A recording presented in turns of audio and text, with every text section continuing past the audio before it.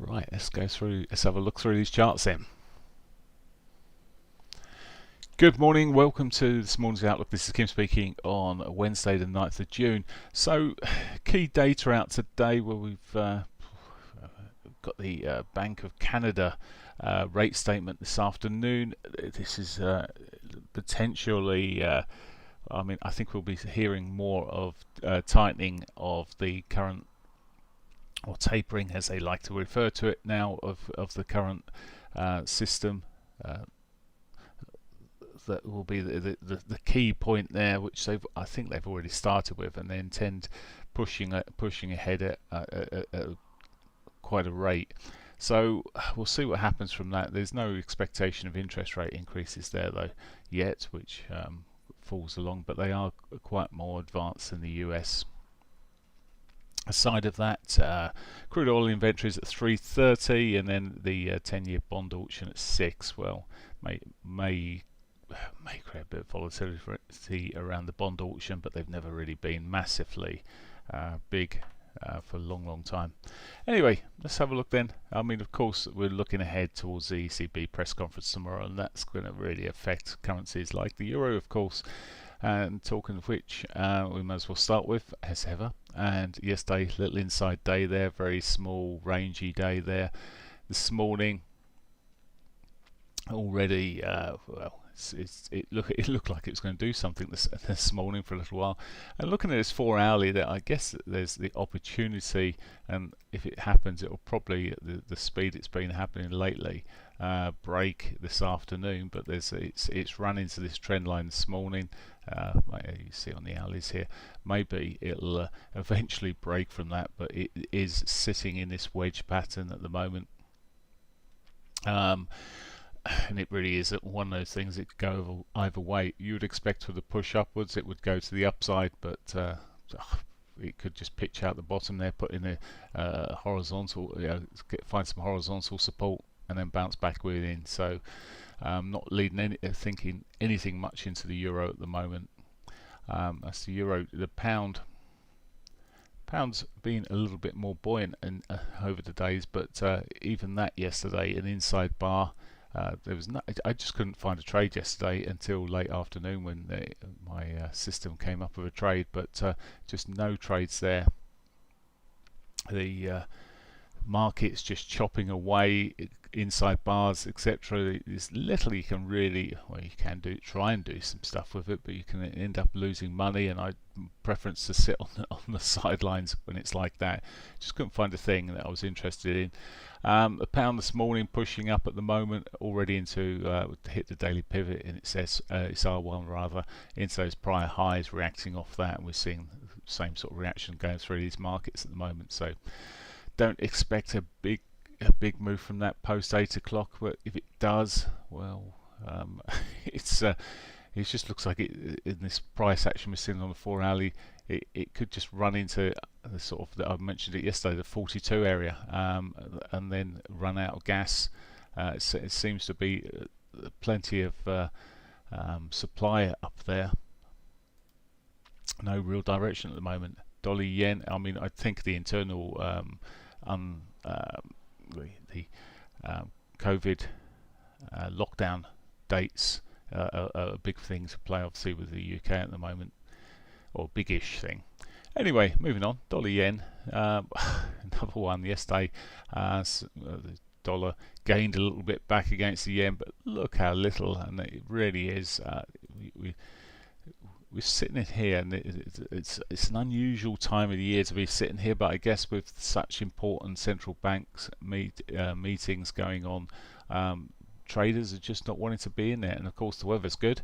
I should imagine some of them are trying to be sneaking out there for a crafty one. Anyway, going early. Aussie dollar chopping away as ever. I've been looking at this for a week or two now and just come up with the same thing. It's just chopping away. A break of 77.67. Well, again, it's got resistance points all the way up as it runs into previous highs. So a struggle there for the Aussie dollar. Nothing there that looks like it can do too much. However, we then get onto the Canadian dollar, and I'm sitting here in a short still from a couple of weeks ago, as you probably realise. But the Canadian dollar, where we got news out later, and that's the one that could get a bit of a go, a bit of movement. We had the break yesterday or the day before there, just breaking through the trend there, but bouncing back up, really range bound at the moment. It's very, very much, I say overbought, but there's a lot of buyers. The retail market is very bullish because of the strong move down there, the range down there. I do wonder, it may help my short there, whether we'll get a flush out of that those numbers before it does anything. I'm still looking on the bigger scale of things for this monthly 200, which sits below, but it's a long old wait, but that's trading for you. Side of that then, New Zealand dollar. I don't know why I'm looking at that on a monthly basis. Looking at it on a daily basis then, it's got a bit more movement around it than the Aussie, but not a significant amount. It looks erring a little there on the bearish side, not really doing too much of note. Just look at the price action, and it's well, a break to the lows here. Could see it running right the way down towards its weekly S1, but it's just so consolidated. Every time frame I'm looking at this, it looks a bit iffy with lower highs, lower lows coming through on the hourlies here. It does look like it could roll over. Okay, it's New Zealand. That's pretty much it. We'll have a quick look at the Euro Yen. This isn't really doing too much at all, choking at the moment. I did wonder if we'd get a bit more of a bounce on this. Yesterday started that way, but well, it's not over yet, but doesn't look pretty from where it is at the moment, and there's a trend line across the lows here, which is well, I might provide some support for it. It's sitting into its 50 MA,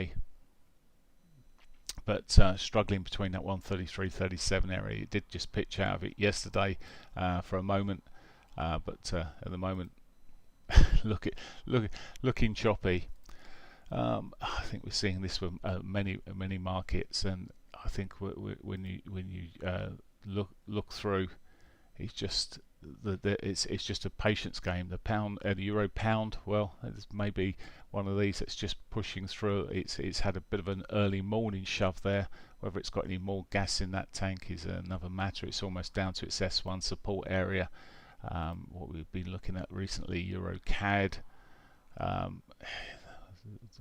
was the belief this was going to roll over, and it did look like it was going to roll over, but not at the moment. The euro's just hanging in there, not really going anywhere. Quieter the market, the less, and obviously with waiting for the data to come out on the Canadian dollar as well this week. It's not really helped it. High lows, high highs. If anything, it looks bullish at the moment. So there we are. This currency is not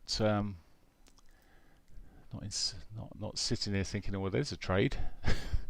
S&Ps, not a lot of trades going on there either at this stage. It consolidated.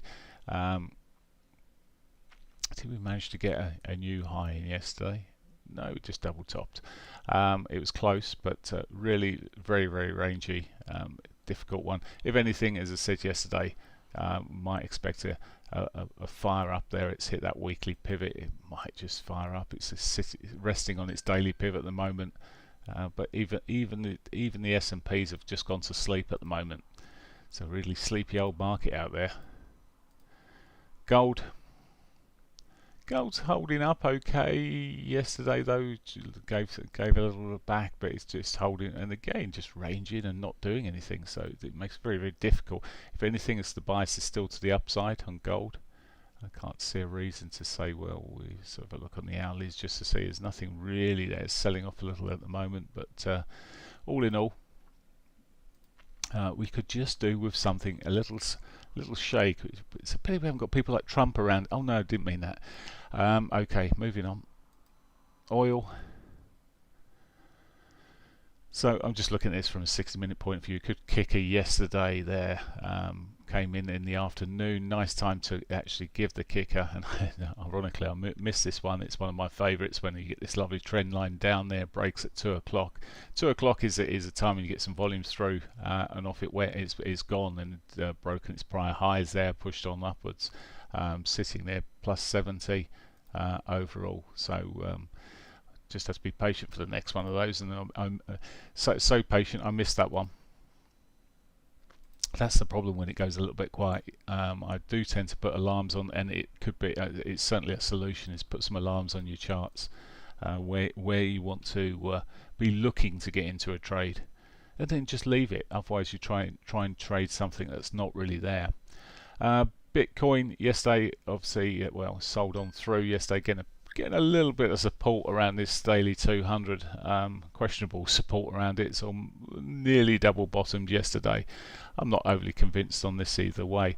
Looking at, I'm just going to have a quick look on another chart here at the other dodgy, did I say dodgy? I was looking at Doge just then, or Dog. Whichever one you want to call it, that's selling off and not looking particularly good at the moment. Ripple, very similar picture to Bitcoin, as is Ethereum really. So none of these markets are looking particularly shiny. If anything, Ethereum it's still in a sort of it's got a slightly up trend there, or a trend line at the bottom there that's holding on okay at the moment. So we'll see how long that lasts, but not the most bullish outlook at the moment.